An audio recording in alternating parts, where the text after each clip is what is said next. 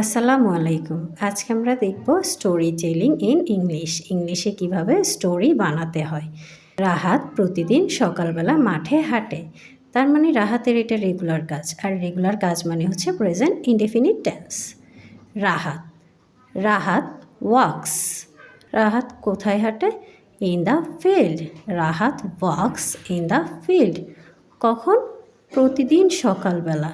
Every morning. তাহলে সেন্টেন্সটা কী দাঁড়ালো? Rahat walks in the field every morning. গতকাল সে মাঠে একটি কুকুরছানা দেখতে পেয়েছিল। এটা পাস্ট ইনডেফিনিট টেন্স। গতকাল ইয়েস্টারডে সে হি। দেখা ইংলিশ কি? দেখা ইংলিশ হচ্ছে সি। তাহলে এটা যেহেতু পাস্ট ইনডেফিনিট তাহলে আমরা বলবো স। হে স। সে দেখতে পেয়েছিল। কি দেখতে পেয়েছিল? একটি কুকুরছানা। আ লিটল পাপি। কোথায়? In the field.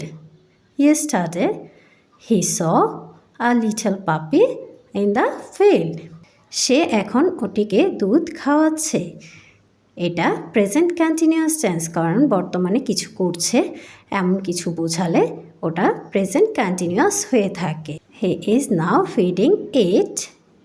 কি খাওয়াচ্ছে? Some milk. যখন সে এটিকে পেয়েছিল এটা হচ্ছে পাস্ট ইনডেফিনিট টেন্স। যখন ওয়েন। সে হে। পাওয়া ইংলিশ কি? ফাইন্ড। তা এখন পেয়েছিল পাস্ট ইনডেফিনিট টেন্স। আমরা তো ফাইন্ড বলতে পারবো না, ওটাকে বলতে হবে ফাউন্ড। হে তখন অনেক মানুষ হাঁটছিল। এটা কোন টেন্সে পড়েছে? পাস্ট কন্টিনিউয়াস টেন্সে। তা অনেক মানুষ। Many man. হাঁটা ইংলিশ কি? ওয়াক। মেনি ম্যান ওয়াক কি বলা যাবে? না, বলা যাবে না, কারণ হচ্ছে past continuous. Many man were walking. অনেক মানুষ হাঁটছিল। সে এর ওই মধ্যে কুকুর ছানাটিকে পরিষ্কার করেছে। তা এটা present perfect tense. He has already cleaned the পাপি। আগামীকাল সে পশু চিকিৎসককে ডাকবে। এটা ফিউচার ইনডেফিনিট টেন্স। আগামীকাল ইংলিশ কি? টুমরো। সে ইংলিশ কি? হি।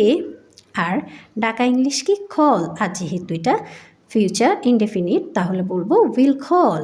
কাকে ডাকবে? পশু চিকিৎসককে। A vet. A vet. Tomorrow he will call a vet.